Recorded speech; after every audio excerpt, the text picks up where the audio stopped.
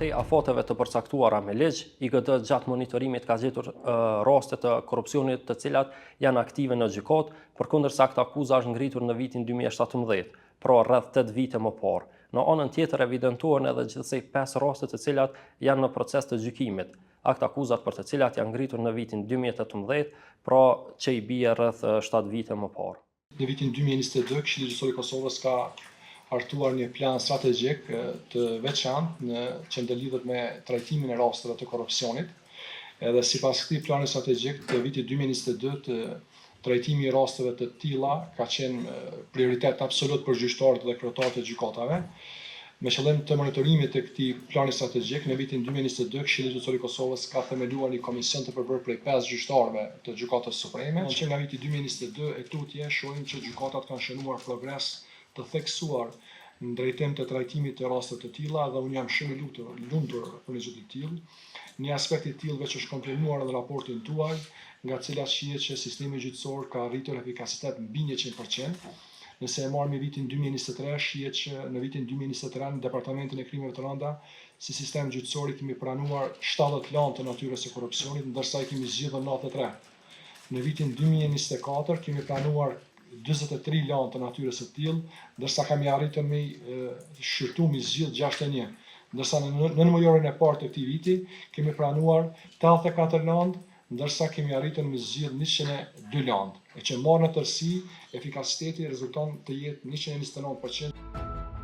Por, raporti gjen se efikasitet pothuajse të plot në trajtimin e rasteve të korrupsionit ka arritur gjykata e apelit. Por përkundër se ka një progres, çështja e kthimit të rasteve në rigjykim vazhdon të mbetet problem në vendimarrjen e gjykatës së apelit. Gjatë vitit 2024, 12.5% të rasteve të korrupsionit janë kthyer në rigjykim nga gjykata e apelit.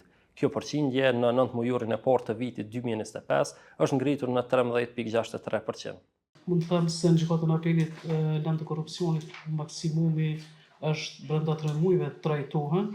Kem në rast që mund ndodhë që mbrin edhe një vit për të trajtuar, sepse kjo ka të bëjë me kompleksitetin e landës, gjithsesi kompleksitetin e çështjes që shkakton ndoshta nëse mund të themi këtë vonesë. Te lëndë të rigjykimit unë pash që keni konstatuar që është 12% është shkolla e përqindja e lëndëve që kthehen në rigjykim. Në krahasim me vitet e tjera, kjo përqindje është shumë e vogël, kur kem pas në 27, ndoshta deri në 30%, deri 29% janë që janë kthy në rigjykim ose rivendosjen nga gjykata e shkallës 2 në gjykatën e shkallës parë, tash kemi një përqindje prej 12%. Sigurisht se ndej atje gjitha lanë nuk mund t'i vërtetojmë, as nuk mund t'i ndryshojmë. Shpesh kem duart e lidhura dhe nuk mund të ndryshojmë çështje pa i kthyer edhe herë në rivendosje, mirë po kur ai land vjen prapë në gjykatën e apelit, nuk llogaritet landë e re, po e merr prapë ai kolegj që e ka kthyer në rivendosje dhe shikon nëse gjykata e shkallës parë ka vepruar sipas udhëzimeve apo sugjerimeve që i ka dhënë shkalla 2 dhe trajtohet menjëherë. Edhe gjykatësi Gazmend Batiri nga shkalla e parë thotë se rasteve të korrupsionit i kanë dhënë prioritet absolut. Departamenti i Krimeve të Rënda ju ka dhënë prioritet absolut lëndëve të korrupsionit dhe nuk besoj që ka ndonjë lëndë të cilat të paktën nuk gjendet në punë, por ekzistojnë rrethona të cilat kanë pengesa ligjore në procedimin e tyre. Por ndryshe mund të ketë lëndë të akuzat ngritura në vitin 2017, 18 e tutje, por atë sa janë ndjeni të gjitha këto lëndë gjenden në punë përmes mekanizmit që tha dhe zoti Shala i nderuar gjyqtar, mekanizmat krijuar nga gjykata Këshilli Gjyqësor, na është kërkuar që gjitha lëndët t'ju dhojnë prioritet të korrupsionit.